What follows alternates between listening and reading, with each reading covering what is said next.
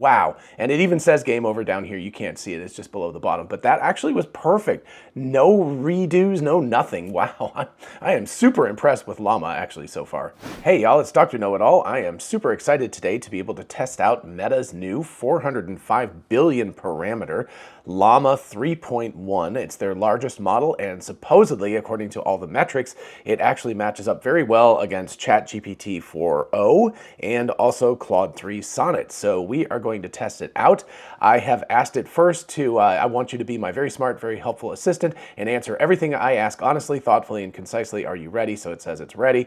So I'm going to start with the logic question. I actually have another one in the bag because everyone, including Scott Walter, disagrees with this question. So, so I'm going to go ahead and let's see, I'll move myself out of the way here. So there we go. So we can see that a little bit better. So clever question. There are 3 ducks. So this is actually the correct answer. Scott absolutely says no, this is not the correct answer. It's 5, but there are actually 3. If you go through the logic, there's 1 duck. So it's 2 ducks in front of a duck. So, right. So you got 1, 2, 3, and there's 2 ducks behind a duck, 1, 2, 3, and there's a duck in the middle, there's 3. The problem is that a lot of other large language models get tripped up, and humans get tripped up thinking that there's 1 in the middle, 2 in the front, 2 in the back. So anyway, so first question actually worked better on Llama 3 405B. I don't know, I'm just going to call it Llama at this point. You understand what I'm talking about. But it actually worked better, so cool. But in the meantime, I got another logic question, so we will ask that as well. So this question is, 5 people are eating apples. A finishes before B, but behind C. D finishes before E, but behind B. What is the finishing order? And it's, I have to think about that for just a second, but let's break it down. Cool. Yep, all right. So let's see, is C, A, B, D, E? Yes, that is correct. Cab and then D, E. So B is the one, of course, that's in between both of those. And so, you know, it's in A finished before B, but behind C. So you got the order of C, A, B on the first part. And then for the second part, you've got behind B, you know, so D finished before E, so we know that, but behind B, so we've got B, D, E, and then B goes in the middle. So that is correct. So it answered both logic questions correctly. Nice job, Llama. Next, a more complicated logic question. Susan and Lisa decided to play tennis against each other. They bet $1 on each game they played. Susan won 3 bets and Lisa won $5. How many games did they play? That should be 11, should be the answer. I'm assuming it's going to break it down. So 3 games and $5 overall. So in total they play, oh, look at that. It's actually doing better than the other models that I've tested so far. If you want to check out like Sonnet, my test with Sonnet, you can definitely check it out up here.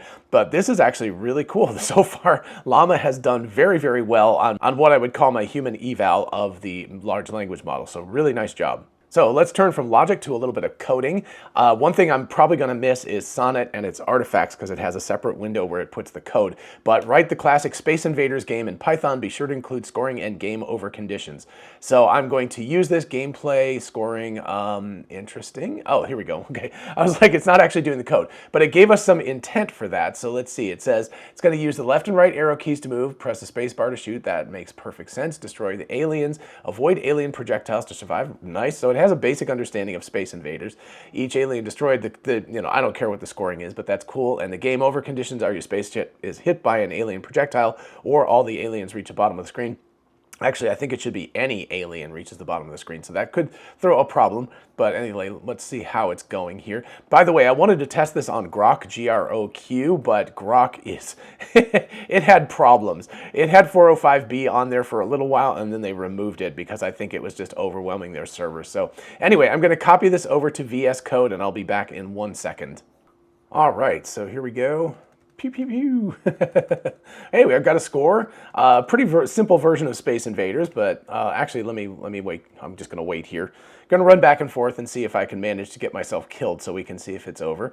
But I would say, you know, it doesn't have the multiple rows of Space Invaders that that the classic game has, but thus far, it actually, and it's got the right speed. I would say that this is actually pretty excellent here. This is actually better than most of the other Space Invaders. Let's see if it actually registers contact. Yep. Oh, look at that. Game over. Wow. And it even says game over down here. You can't see it. It's just below the bottom. But that actually was perfect. No redos, no nothing. Wow. I am super impressed with Llama actually so far.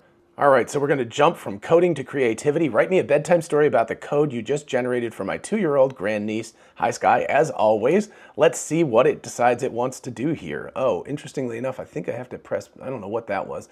Oh, from completing the response. Interesting. I don't know exactly what that was because it looked like it was actually completed before, but okay, so let's take a read. Once upon a time, land far, far away, there lived two best friends, Susan and Lisa. They loved playing tennis together under the bright sunshine. They decided to have a special tennis match and they made a fun bet. Oh, actually, interestingly enough, I think because it didn't do the last code, it didn't complete it, it actually went back to the tennis match. But that's cool. And actually, my niece, Nicole Gibbs, actually was a professional tennis player, so this is appropriate. So anyway, I'm not going to fault that because for whatever reason it got locked up and never finished the last response, but this is great. Cool. I hope your 2-year-old grandniece enjoys the bedtime story. So went to sleep with big smiles, dreaming of their next magical tennis adventure. This is great. Friendship, fun, a little competition. I actually really think that this is a very, very good story. So again, wonderful job so far, Llama. Next up is my selfish question. I want Llama to write me a business plan for my company and $2.5 million. You can read all of this stuff, the name, the website. We're remote, so no office expenses. So basically, it needs to create a business plan here. And I just do this because number one, I know my company relatively well, and number two, I'm like, I want to see what these large language models suggest for me. So we're going to allocate the proceeds to drive growth, enhance our product, and build a strong team to achieve our vision of empowering artists with AI. So cool. Talent acquisition, $1 million. That's reasonable. Product development is 625. Leveraging SageMaker, utilizing, whoa. Okay, so that was a little freaky. It actually had written something out for me, and now it says, so obviously it's early days with this, so let's see if it actually does this again. And whether it's the same or not, I'll have to remember since I wasn't exactly sure. Oh, hiring talent has now gotten to $1.2 million. Product development's worked its way down. Marketing and growth, sales and business, operational expenses, contingency fund, 4%, probably reasonable. Milestones, hiring 4 to 6 machine learning people, releasing 2 to 3 major products, achieving $1 million in annual recurring revenue, expanding our customer base to 10,000 plus users. Cool. That's actually really, really cool. I think that's a very good business plan so far, and I actually approve of it. All right, next up is needle in a haystack, and I think that this is going to be beyond the 128,000 tokens, which is very much bigger than the old version was, so this is great on Meta's part, but my guess is it's 136,000 words, so somewhere around 150 or 160,000 tokens. So basically, I'm going to ask it to find something. I put ordering pizza in a 19th century novel, Tale of Two Cities by Charles Dickens. So, oh, interesting, it actually cut it off. So apparently it just did only what it was able to do. So I'm just going to go ahead and fire it up and let's see what it says. Something went wrong, try again. Okay, so yeah, so it's not happy about that. Let's try again. Yeah, something went wrong. So I'm going to try cutting down the amount in the text and see if I can get this to work better. All right, I tried really hard to get it to work, but it's just not going to work. It's definitely not doing needle in a haystack. So 128,000 tokens, it does not seem to be able to ingest that much stuff. I had to reduce and reduce and reduce, and it only did the first 6 chapters, so clearly it's not able to do that. Also, I asked it if it would be able to look at an image and tell me what's in the image, but unfortunately Llama can't do that either. So those are both unfortunately fails, although I believe that Llama with a multimodal context, so it can look at pictures and videos and stuff, is coming relatively soon. So now let's turn to some math. First with an easy one, this should be 13. That should be relatively easy. Subtract 1, next divide by 2, 13. Excellent. Good job, Llama. Next up, we're going to do temperature conversion between Fahrenheit and centigrade. So let's take a look at that. And as you can see, it got the correct answer, 1 and 2 only. So excellent job on Llama on that front as well. And then finally, I wasn't satisfied with my previous math question, so I've changed it around a little bit. This is from a math Olympiad, so it's supposedly very difficult. The answer is plus or minus 1, or answer D out of the multiple choice questions below. So let's see how Llama does on this front. All right, so it's going through its logic here, but this is a really interesting thing. Notice here, it's going through quite a bit of logic to figure this out, or math, and it says this is not a real number, so this case is not possible. Wait, what? We made a mistake. We forgot that the coefficient is A, B, and C are all non-zero. So that was really interesting, that it actually notices that it makes a mistake as it's going. So let's continue on and see how it does. And if we get to the bottom, it actually gets to an answer, but unfortunately it says answer is B, always -1, which it should be D plus or minus 1 instead. So I'm going to tell it got it wrong. You got this wrong. Can you please try again? And let's see if it actually gets the correct answer if I try it again. So let's reanalyze the situation. Again, just really interestingly here, however, this is not among the answer choices. Wait, what? We made another mistake. So it's interesting how it's thinking out loud and kind of scratch padding all of this stuff. So really interesting about Llama that we've got these things where it's actually telling me it made a mistake and thinking about it some more. So this time it actually got +1 instead of ±1. So interestingly enough, it's done both of the two options, but not the two combined. So I'm going to give it one more try and just let's see, because it's really interesting watching it work. Interestingly, for the third time in a row, it says, wait, what? We made another mistake. So it's actually weirdly human, like it's thinking through, even though it's not getting it right, it's thinking through it in a very interesting way. And if we skip down to the bottom, it actually did get the right answer. Now, of course, there's only 2 answers left, but that's still pretty cool. But it actually has a good rationale for how it did it. I'm just going to go ahead and say, yes, that's correct, yay, and see what it has to say to me on that. I have no idea what it'll say, but woohoo! Okay, there we go. I learned a lot from it. That's really interesting. So I like this personality. I'd said before that Sonnet had a really good personality. Feels a lot like Llama here has a really good personality too. All right, next I'm going to ask it about real world stuff to see what it's understanding, because again, a large language model doesn't really have access to the real world. So assume we have 15 average adult-sized human people around 175 centimeters tall, 75 kilos in weight, just to make sure it doesn't think that they're like tiny or something like that, like models or something, who all need to travel from Los Angeles to Las Vegas. They have access to one Toyota Camry, which by the way seats about 5 people, or seats 5 people. I shouldn't say about, I guess you could stick somebody in the trunk. The time is now 1 minute after midnight on June 1st.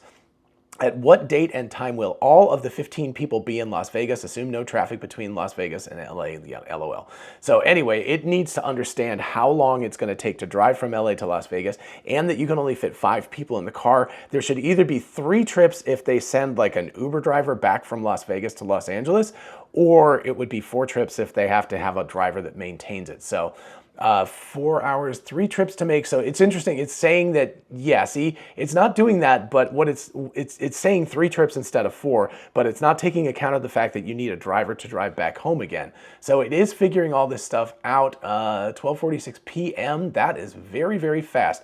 Let's see, multiply the drive time by 3. So 4 hours equals, yeah, that is absolutely not correct. Right? So it's not taking account of the trip that has to go back to Las Vegas and the extra human being that has to drive. So let me ask it about that.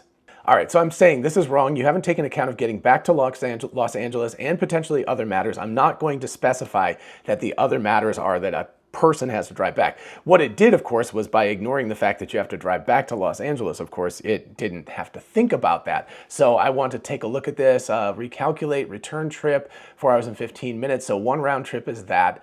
4 hours and 15 minutes, good. So it didn't actually double that up, since the driver needs to return to LA after each trip to pick up the next group of people. The total time is for all 15 people will be 8, 4. That is not correct though, because actually it needs 1 more trip. So again, it got this wrong. It is not thinking about the fact that you can't fit 5 people plus the driver. You can only fit 4 people plus the driver. So yeah, this was definitely a fail, and that's unfortunate because other LLMs have actually gotten this correct. So I just decided for the heck of it, I said, you know, you're still wrong. There's an important thing you're missing. And it actually got it. The driver is also one of the 15 people. They can't drive the car back to LA to pick up the next group of people. In that case, we have a problem. We can't just leave the driver in Las Vegas. So I'm just going to say yes. And let's see what it decides to do here. So, I mean, the option is that you could hire another driver, of course. So becomes much more complex to get the driver back to LA to pick up the next group of people. Okay, so I'm just really curious to see what the thinking process of all of this is. So let's see, in that case, the most realistic solution would have the driver drop off the first group of passengers, then have one of the passengers from the first group drive the car back to LA to pick up the next group. This would require some coordination and planning, but blah, blah, blah. So the correct answer would be June 3rd or 4th. That is not so great. So no, it still didn't get it right, but it finally did at least understand what the basic problem is. Next up, let's go with some basic physics. All right, Alice drops an olive into a clean glass and then fills the glass with water exactly to the brim. She then places a piece of stiff cardboard on the top of the glass and deftly flips it over, placing the glass upside down on a completely clean and dry table. Bob later enters the room with no knowledge of what Alice did, and seeing the glass with the olive in it, picks up the glass and places it in the dishwasher. What is the state of the table now? Where is the olive? Did the glass need to be placed in the dishwasher? That last part I just asked because I'm interested what it thinks about a clean glass. I specified that it was clean before.